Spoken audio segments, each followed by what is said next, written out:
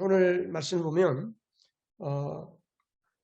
예수님께서 이제 오병이어의 기적을 베푸셨잖아요. 그래서 많은 사람들이 야, 이분이 우리나라의 왕이 되면 우리나라는 먹고 사는 걱정이 없겠다. 이분은 왕으로 모시고 로마 제국을 내쫓고 그래서 우리나라를 다윗 왕국으로 세우자. 거기에 모인 예수님이 물고기 2마리와 보리떡 5개로 15,000명 내지 20,000명의 사람들을 다 먹이고 나니까 사람들의 마음에 들어온 생각은 바로 이런 생각입니다. 그래서 사람들이 술렁이기 시작했습니다. 군중심리라는 게 군중심리. 그래서 여기저기에서 야, 우리가 저분을 왕으로 삼자.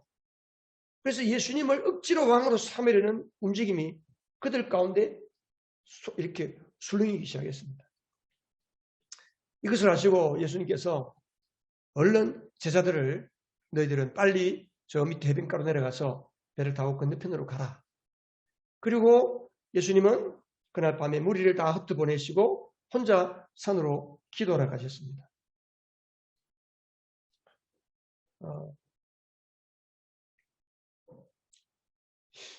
왜 제자들을 먼저 보내고 예수님이 무리를 흩어보내고 예수님은 기도하러 가셨을까? 제자들은 아직도 예수님이 이 땅의 정치적인 메시아, 이 나라를 자기 나라를 새롭게 할 정치적인 메시아로 생각하고 있습니다. 그들은 예수님이 십자가에 죽으시고 십자가에서 우리의 모든 죄를 구속하시고 우리의 구원을 완성하시고 부활하실 것이라는 것은 꿈에도 생각하지 못하고 있습니다. 이 오병이어의 사건은 예수님의 전체 공생의 기간 중에 그의 사역의 마지막 부분에 해당되는 이야기입니다.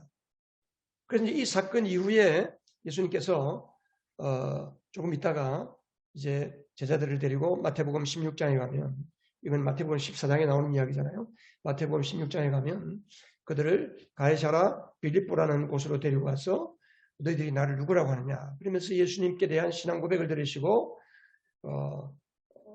너희가 고백한 그 믿음의 고백, 베드로의 신앙 고백, 그 베드로와 같은 하나님을, 예수님에 대한 믿음을 고백하는 사람들 위에 내 교회를 세우겠다. 그렇게 말씀하셨거든요. 그러니까 예수님의 꿈은 제자들을 온전한 교회로 세우는 겁니다. 그래서 어떻게 하면 제자들에게 이러한 믿음이 있는지를 계속 확인하는 거예요. 우리가 지난주에 오병이어 사건을 보면서도 예수님께서 빌립을 시험했잖아요. 믿음의 시험을 하는 거예요. 빌립이 나를 어떤 자로 알고 있는지. 그런데 아직 아니라는 거예요. 만일에 제자들이 그 술렁거리는 예수님을 억지로 왕으로 삼으려는 그 군중 가운데 섞여서 그들의 부추김을 통해서 예수님을 향해서 억지로 예수님 왕이 되어주세요 하고 빡빡 우기면 예수님의 구원 사역이 차질이 생기잖아요. 그래서 얼른 그들을 따로 떼어서 여기에 같이 놓았다가는 이때까지 3년 동안 믿음을 키우고 하나님이 내가 누구인지를 계속해서 보여주고 계신 예수님의 사역에 차질이 생기기 때문에 그들을 따로 먼저 배를 타고 건너가게 하시고 그리고 무리를 흩으시고 예수님은 기도하라고 하십니다.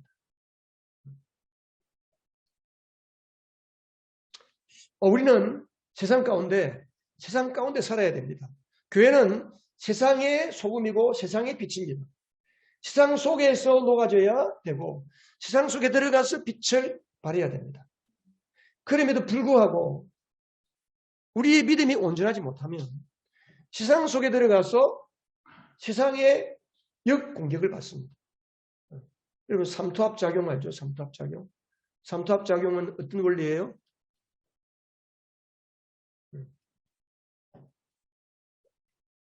어쨌든 농도가 센 것에서 농도가 약한 쪽으로 물이 흘러가는 겁니다. 그러니까 우리의 믿음도 마찬가지입니다. 여러분, 세상 우리가 아까 동성애도 이야기하고 뭐 그런 지금 한국의 여러 가지 미국이 한국을 향한 여러 가지 시선도 이야기를 했지만 그거는 단편적입니다. 단편적. 그 배후에 어마어마하게 작용하는 거대한 악한 세력, 사탄의 손이 이 세상을 지배하고 있습니다. 그래서 우리가 이 세상 살 때에 우리가 그냥 사는 게 아닙니다. 여러분들이 그냥 사는 것 같고 그냥 생활하는 것 같고 그냥 학교가 직장 가고 가정에 생활하는 것 같지만 그 속에 엄청난 영적인 거대한 악한 것들이 일어나고 있고 예수 믿는 사람들은 그 속에서 하나님 우리를 지켜주시는 거예요. 자칫하면 우리는 이런 세상에 살다 보면 우리의 생각이 세상 사람들의 풍조에 휩쓸리고 세상 사람들이 가지고 있는 가치관에 물들기가 쉽습니다. 아, 사람들은 다 그러던데요. 저 사람도 다 예수 믿는데 저렇게 살던데요. 우리는 하나님의 말씀을 따라 살아요. 말씀의 가치관이 우리 안에 딱 정립이 되어 있고 말씀을 따라 살아야 되는데 그러지 못하고 세상 속에 들어가서 세상의 물길에 오히려 휘슬려 들어오는 거예요. 세상에 떠내려가게 되는 겁니다. 그래서 예수님께서 무리들 가운데 제자들을 빼내서 너희들을 먼저 가라. 따로 있게 하고 따로. 여러분, 교회는 에클레시아라는 말이에요. 에클레시아가 뭐냐면 에크, 무엇으로부터, 어디로부터, 그리고 클레시아는 클레오 부른다. 어디로부터 불러낸 자들이다. 어디로부터 불러냈어요? 죄악으로부터 불러낸 거룩한 자들의 모임이 교회입니다. 그래서 교회는 세상 속에 존재해야 되지만 또 우리끼리 거룩한 모임으로 따로 구별된 사람들끼리 모임이 있어야 됩니다. 이게 바로 예배고 기도고 수요 기도회고 새벽 기도회고 두세 사람이 같이 모여서 목장으로 모이고 마당 모임으로 모이고 계속 모여서 우리의 순결함과 거룩함을 계속해서 격려하고 같이 기도하고 우리의 믿음을 계속해서 서로 세워주는 이것이 바로 교회라는 것입니다. 그래서 예수님께서 제자들을 따로 얼른 여기에 두었다는 안 되겠구나. 그래서 먼저 배를 타고 가게 하십니다. 그럼 예수님은 산에 가셔서 무슨 기도를 하셨겠습니까? 예수님은 이 땅에 분명히 십자가의 죽을 쓰고 부활하여 하나님의 구원의 계획, 영원 전부터 세우신 창세 이전에 세우신 구원의 계획을 이루시는 것이 예수님의 목적입니다. 그런데 사람들이 계속 부추기잖아요. 그래서 예수님의 마음이 흔들렸을까요? 아, 그래 내가 왕이 한번 돼볼까? 아버지 잠깐 그리고 그냥 이스라엘을 다 내쫓고 다윗 왕국 같은 큰 제국으로 만들어볼까? 예수님에게 그런 갈등이 있었을까요? 그래서 기도했을까요? 아닙니다. 예수님은 오로지 한 가지. 아버지, 내가 십자가의 길을 온전히 가게 해주시고 내 제자들이 나를 따르는 자들이 이 십자가의 길이 무엇인지 구원을 완성하고 그 구원으로 인하여 세워질 교회가 무엇인지를 알 수 있도록 아버지 저들을 지켜주세요 하고 기도했을 것 같아요. 자, 로마서 8장 한번 펴보세요. 여러분 로마서 8장 34절에 보면 예수님은 지금도 하나님 우편에 올라가셔서 지금 뭐하고 계시냐. 자, 로마서 8장 34절 같이 읽겠습니다. 시작. 누가 감히 그들을 정죄하겠습니까? 그리스도 예수는 죽으셨지만 오히려 살아나셔서 하나님의 오른쪽에 계시며 우리를 위하여 대신 간구하여 주십니다. 아멘. 예수님은 지금도 하나님 우편에서 우리 믿음을 위하여 예수님을 믿는 하나님 앞에 성령 받고 구원받은 주의 자녀들 그리고 예수 믿으려고 마음을 열고 예수님을 믿어보려고 하는 그 모든 사람들 앞으로도 예수 믿게 될 그 모든 사람들을 위해서 예수님께 기도하고 있는 거예요. 우리가 왜 VIP를 작정하고 기도하는 게 중요하냐 하면요. 내가 저분이 꼭 저 사람은 하나님 필요하다. 그래서 그 사람에게 물어보세요, 여러분. 여러분들이 기도하다가 7월 30일 7월 마지막 주에 이번 하반기 VIP 작정서를 여러분들이 제출할 겁니다. 그러면 여러분들이 그것 동안 우리가 지금 계속 3주 동안 기도하는데 그냥 기도하지 말고 하나님이 꼭 필요한 사람, 계속해서 마음이 끌리는 사람 물어보세요.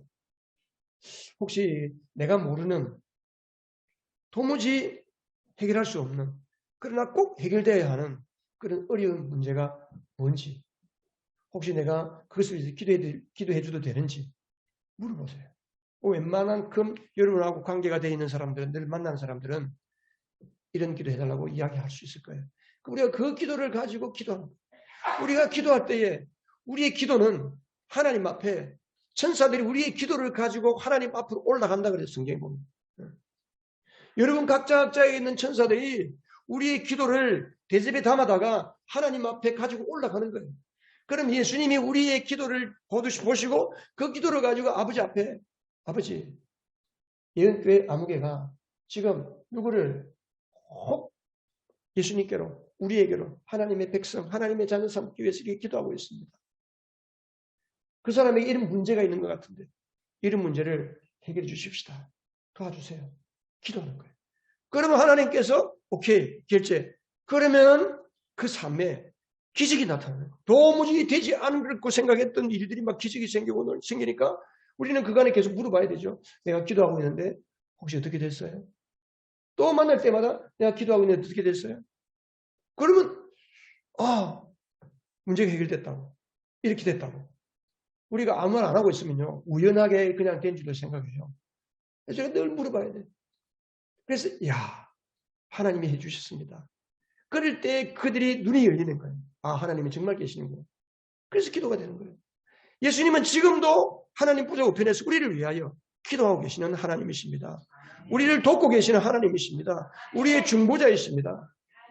그래서 로마서 그 뒤에 보면 이 세상에 어떤 악한 권세도 어떤 위험도 칼도 여러 가지 고난과 역경도 우리를 하나님의 사랑에서 끊을 수 없다라고 이야기하고 있는 근거가 뭐냐? 예수님이 우리를 위해서 기도하고 계시니까.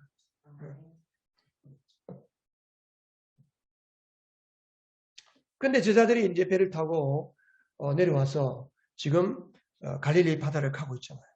그 마태복음하고 마가복음을 보면 배를 타고 건너편으로 가게 돼 있다고 표현되어 있고 요한복음에는 그들이 건너편으로 갔어요. 17절에 보면 배를 타고 바다 건너편 가버나움으로 갔다. 이미 어두워졌는데도 예수께서는 그들이 있는 곳에 오시지 않았다. 그런데 큰 바람이 불고 물길이 사나워졌다. 마치 한글로 번역된 세번역이 번역된 이 내용을 보면 그들이 가버나움에 도착했는데 예수님이 아주 오지 않으니까 다시 예수님을 모시러 가다가 풍랑 만난 것처럼 되어 있어요. 넬라 원어를 보면 그렇지 않은 것을 알 수가 있어요. 어쨌든 베세다에서 배를 타고 건너편으로 갑니다. 또 마태복음 같은 거 보면 베세다로 간다고 되어 있기도 하고 여러 가지 이제 방향이 다른데 어쨌든 간에 배를 타고 가고 있는 거예요. 그런데 큰 풍랑을 만났습니다. 갈릴리 바다는 좀 갈릴리 바다 혹은 갈릴리 호수라고 그러는데 역삼각형 모양, 약간 찌그러진 역삼각형 모양인데 주변에 뺑 둘러서 산이 있고 이 바다 혹은 호수라고 그러는데 그 호수 해수면이 지중해 해수면, 일반 해수면보다 210m나 낮습니다. 좀 특이하죠. 그래서 거기는 중동 지방이니까 밤이 되면 공기가 차져요. 그러면 산에서 찬바람이 냉각된 그 찬바람이 밑으로 내려오면서 갑자기 돌풍이 생겨요. 그래서 갈릴리 바다의 어부들은 항상 이 갑자기 찾아오는 돌풍 때문에 어려움을 겪습니다.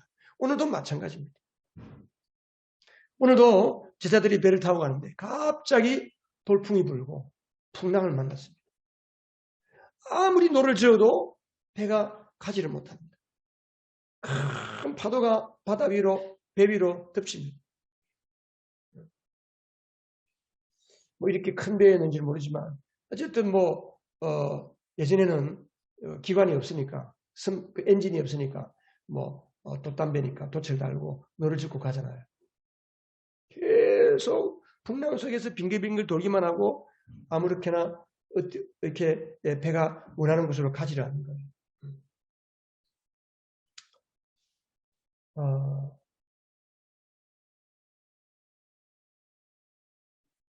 여러분, 이 갈릴리 바다, 예수님께서는 이 갈릴리 호수를 주변으로 사역을 많이 하셨거든요. 이게 뭐냐면요, 우리의 삶이 갈릴리 호수와 같다는 거예요. 그죠? 우리 인생은 내가 계획한 대로, 내가 생각한 대로, 준비한 대로 착착착착 진행되면 얼마나 좋을까요? 더군다나 우리가 예수를 믿는데, 예수를 믿는 사람은 하나님이 착착 잘 되게 해주셔야 되잖아요. 아멘? 아멘 아닙니까? 노멘입니까? 여러분 원하는 대로 잘 안 돼도 됩니까? 근데 가끔 이렇게 풍랑이 생긴다는 거. 생각지도 못한 어려움이 생기는 거. 이게 인생이잖아요. 이게 인생.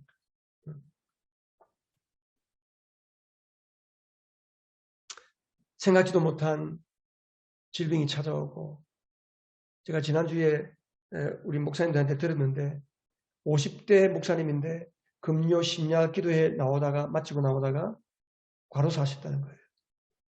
멀쩡한 젊은 목사님이. 또 내 주변에 어떤 분은 뭐 암 사기가 돼가지고 몇 개월 안 남았다고 갑자기 건강하던 사람. 우리 인생에 많은 역경과 환란이 생각지도 않게 찾아오지 않습니까? 결국 이 뭘 이야기합니까? 내가 만난 인생, 내 나라고 하는 이 배의 인생, 내 인생의 배는 내 원하는 곳으로 내가 마음대로 갈 수가 없다는 겁니다. 하나님이 필요하다는 겁니다. 인생에 하나님이 안 계시면, 예수님이 안 계시면 우리의 인생의 배는 계속해서 풍랑 속에서 허우적거리다가 다 에너지를 소진할 수밖에 없다. 풍랑은 내 힘으로 할 수 없다는 겁니다. 그런데도 사람들은 그 풍랑 속에서 가만히 있을 수가 없으니까 뭐라도 해보자. 그 요나스에 보면 구약의 요나스를 보면 그 요나가 이제 하나님의 말씀을 거역하고 하나님은 니느웨로 가라고 했는데 요나는 스페인으로 가는 반대 방향을 배를 타고 가잖아요. 그래서 하나님이 큰 풍랑을 보냈습니다.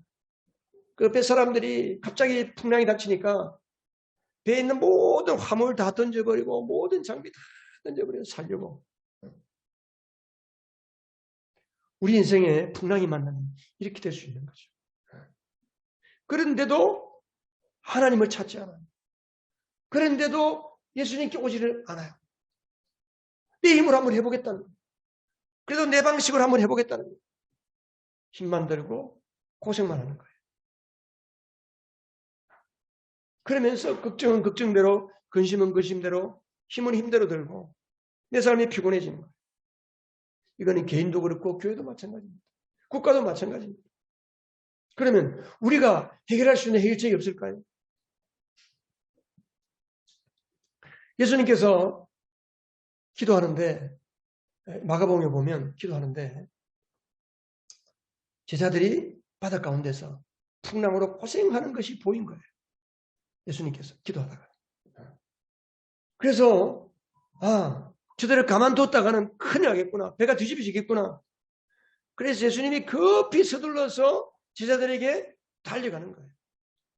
어디로? 물 위로, 풍랑 위로 예수님께서 걸어가는 거예요. 제자들이 캄캄한 밤에 이게 다른 성경에 보면 그 밤 사경쯤, 사경은 언제냐면 새벽 한 3시쯤 넘어서가 사경이라고 합니다. 제일 어두울 때잖아. 해 뜨기 직전이 제일 어둡잖아. 캄캄한 가운데 뭔가가 걸어오는 겁니다. 제자들이 깜짝 놀랐습니다. 유령이다, 유령. 귀신이다, 이게 뭐야? 고함을 지르고 난리가 났습니다.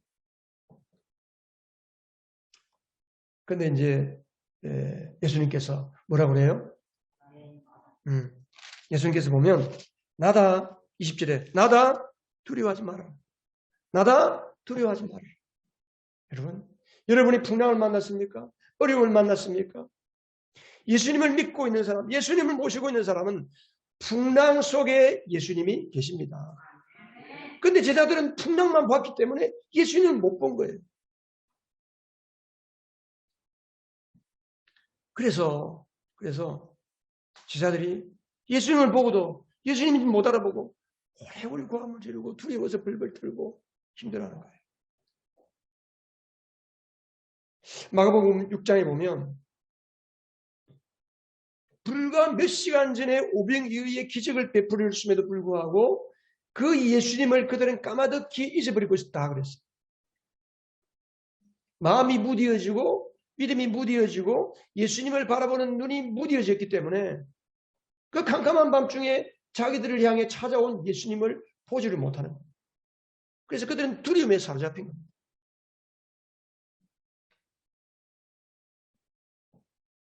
여러분, 두려움은 인간의 궁극적인 두려움은 어디서부터 시작되는가?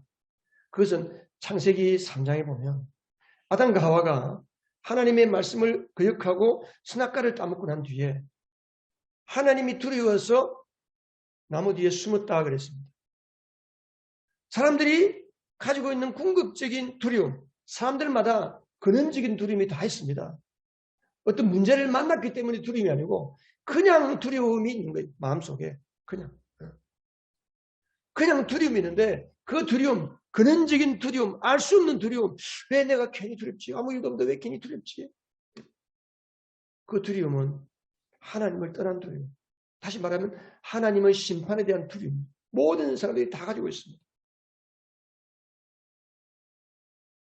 그래서 믿음의 반대는 불신앙이 아니고 두려움이에요. 두려움. 두려우면 하나님도 안 보이고 말씀도 안 보이고 은혜도 안 보이는 거예요. 내게 문제가 생겨서 문제 가운데 집중하다 보니까 문제 가운데 매몰돼 버리면 빵을 떼어서 나누어 주신 예수님이 안 보이는 거예요. 생각이 안 되니까.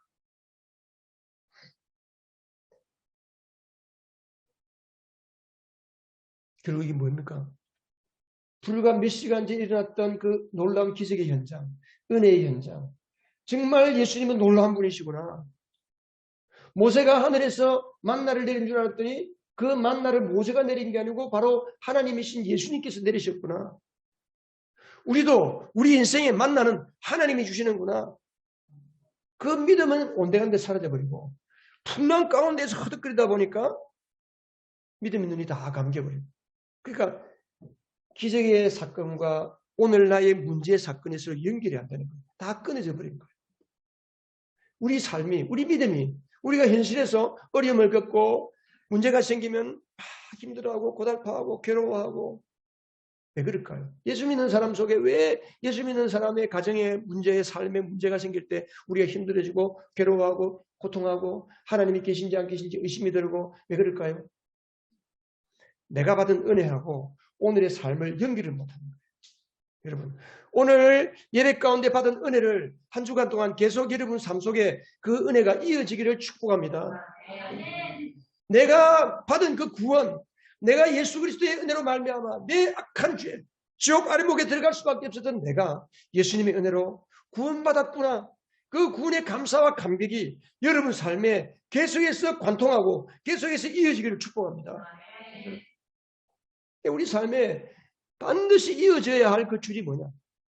내가 구원받은 은혜, 구원받은 감사, 구원받은 감격, 하나님의 그 사랑에 대한 은혜와 감사와 감격이 늘 내 삶에 이어지는 거예요. 그 삶에 이어지게 하는 게 뭘까요? 그게 우리가 매일 말씀을 읽고 기도를 하고 하나님과 내가 친밀하게 만나는 시간을 가지는 거예요. 그래서 새벽에 나와서 기도하고 저녁에 나와서도 기도하고 같이 모여서도 기도하고 말씀 읽고 제가 매일 보내드리는 말씀 통독 그것을 가지고 키워서라도 읽기라도 하고 또 좀 더 나가서 여러분들이 듣고 한 단편적인 생각이 들더라도 그 단편적인 생각을 글로 한번 써보고 통독 일기를 적어보고 그것이 바로 은혜의 줄을 우리 삶에 연결하는 거거든요. 제자들은 예수님과 자기의 삶을 연결하지 못했어요. 믿음은 예수님과 나를 연결하는 거예요. 할렐루야. 예수님께서 그랬습니다. 나다 두려워하지 말아라. 나다 두려워하지 말아라. 예수님은 여호와 하나님이십니다. 여러분 왜 아멘 하세요? 예수님이 여호와인지를 어떻게 아세요? 성경에 보면 나다 이 말은 요한복음에는 내가 누구다? 나는 생명의 떡이다. 나는 양의 문이다. 나는 아브라함이 있기 전부터 있었다. 나는 이다. 에고 에이미, 헬라어로 에고 에이미라고 합니다. I am who I am. I am that I am. 나는 나다. 이게 여호와라는 말이에요. 출애굽기 3장 14절에 보면 모세가 하나님께 물었어요. 하나님께서 그 호렙산에 뜰기나무에 불이 붙었잖아요. 근데 불이 안 꺼지잖아요. 나무가 호로록 타버려야 되는데 안 타버리고 계속 있으니까 저게 뭔가 싶어서 갔더니 하나님께서 이곳은 거룩한 곳이다. 네 발에 신을 벗으라. 깜짝 놀라서 모세가 그 발을 신을 벗고 엎드렸어요. 나는 아브라함과 이삭과 야곱의 하나님이다. 거예요. 그래서 모세가 당신은 누구십니까? 그때 하나님께서 나는 나다. 나는 나다라는 그 말이 야훼라, 여호와, 야훼. 성경의 여호와, 야훼. 영어로 말하면 히브리어 그 자음으로 쓰면 YHWH, 야훼. 그게 여호와, 나는 나다라는 거예요. 오늘 예수님께서 요한복음에 나는 나다라고 표현한 부분이 여러 군데가 나옵니다. 그 말이 곧 나는 나다가 출애굽기 3장 14절에 나오는 여호와라는 이름과 똑같은 거예요. 결국 이게 무슨 이야기입니까? 여러분, 구약 성경의 여호와라는 이름은 어떤 특징으로 나타나냐면 성경에는 하나님의 이름이 여러 가지가 있습니다. 창세기 1장에는 엘로힘, 창조주 하나님, 엘로힘. 이 엘이라는 말은 고대 중근동 지방의 모든 신들을 가리키는 이름이 엘입니다. 엘. 그런데 엘로힘, 힘이라는 단어는 셋 이상의 복수를 나타내는 의미입니다. 그러니까 엘로힘 그러면 셋 이상의 신이다 그런 뜻이에요. 그러니까 엘로힘 하면 강력한 전능하신 창조주 하나님이다 그런 뜻입니다. 그래서 창조주 하나님은 엘로힘으로 되어 있습니다. 히브리 원문에 엘로힘. 그런데 출애굽기 6장에 가면 출애굽기 6장에 하나님께서 아브라함에게 다시 이렇게 말씀합니다. 6장 여러분 출애굽기 6장 한번 보세요. 6장 2절에 보면 하나님이 모세에게 이렇게 말씀하셨다. 나는 주다. 나는 여호와다. 이 말. 나는 나다. 나는 여호와다. 3절 나는 같이 한번 읽어볼까요? 3절 시작. 나는 아브라함과 이삭과 야곱에게 전능한 하나님으로 나타났으나 그들에게는 나의 이름을 여호와로는 알리지 않았다. 예. 그러면서 창세기 3장 14절에 보면 창세기 3장 15절에 보면 여호와 너희 조상의 하나님 곧 아브라함의 하나님 이삭의 하나님 야곱의 하나님이 나를 너희에게 보내셨다 하여라. 이것이 나의 영원한 나의 이름이며 이것이 바로 너희가 대대로 기억할 나의 이름이다. 여호와라는 이름이 모든 하나님을 섬기는 사람들이 대대로 기억할 이름이다. 그래서 여호와라는 이름은 다른 하나님의 이름 엘로힘, 엘샤다이 여기에 6장 3절에 전능한 하나님으로 나타났다 이 말은 엘샤다이 풍성하신 하나님, 전능한 하나님 그런 뜻이거든요. 그런데 이제는 너희들이 나를 여호와로 영원토록 기억해라 그런 뜻이에요. 그래서 예수님께서 이 땅에 구원하러 오셔서 내가 여호와다, 나는 나다, 에고 에이미 이렇게 말씀하시는 거예요. 더군다나 나다 두려워하지 말아라. 이 말은 구약의 하나님의 이름 중에 여호와 샬롬으로 나타난 것이 있어요. 사사기 6장에 보면 기드온이 미디안 사람들이 추수철만 되면 떼그를 올라와서 그 모든 추수한 것을 다 빼서 약탈해 가는 거예요. 그래서 미디안 사람들이 두려워서 큰 포도즙 틀에 들어가서 그 추수한 것을 타작을 하고 있는 거예요. 그만큼 겁이 많은 사람이었어요. 그런데 하나님이 찾아오셔서 큰 용사여 그러면서 네가 이스라엘을 구원해라. 그러면서 결국 기드온에게 하나님께서 사람들을 붙이시고 그래서 미디안과 싸움이 났는데 3만 명의 군사들이 왔는데도 불구하고 하나님은 다 보내라 그러고 기드온은 몇 명만 데리고 갔어요? 300명 용사만 데리고 싸움을 나가게끔 하나님께서 기드온에게 그렇게 말했어요. 그래서 기드온이 하나님을 만났을 때에 내가 이 하나님을 만났는데 죽지 않았구나. 거룩한 하나님을 내가 만나고도 죽지 않았구나. 하나님은 평안의 하나님이시구나. 그 하나님을 만나고 기도원의 마음에 평안이 찾아왔다는 거예요. 그래서 하나님의 이름을 여호와 샬롬이라고 부릅니다. 오늘 풍랑 만난 제자들에게 찾아오셔서 나다 두려워하지 말아라 이 말은 하나님의 이름이 뭐라는 거예요? 여호와 샬롬. 예수님께서 여호와 샬롬이다. 여호와 샬롬 너에게 평안이 있을지어다. 두려워하지 말아라. 여러분 인생 삶에 풍랑이 찾아오고 걱정이 찾아오고 질고가 찾아오고 어려움이 찾아왔을 때 두려움 속에 매몰되어서 하나님을 잊어버리고 구원받은 것도 잊어버리고 그냥 아둥바둥하지 말아라. 나는 여호와 샬롬이다. 나다 두려워하지 말아라. 오늘 주님께서 여러분에게 말씀하십니다.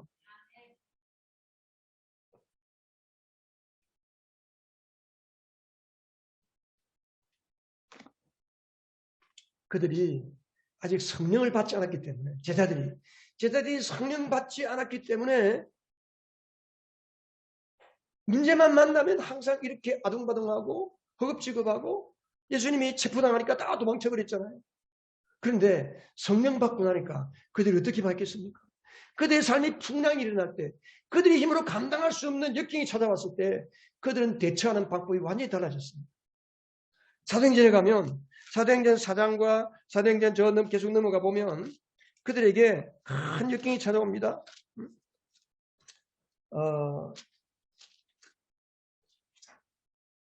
사도행전 4장에 보면 베드로와 요한이 복음을 전하다가 그 종교 지도자들에게 체포를 당하잖아요. 위협을 당합니다. 그럴 때에 그들이 풀려나고 나서 어떻게 했습니까? 야, 우리가 이러다가는 죽겠다. 우리가 숨자. 그렇게 했습니까?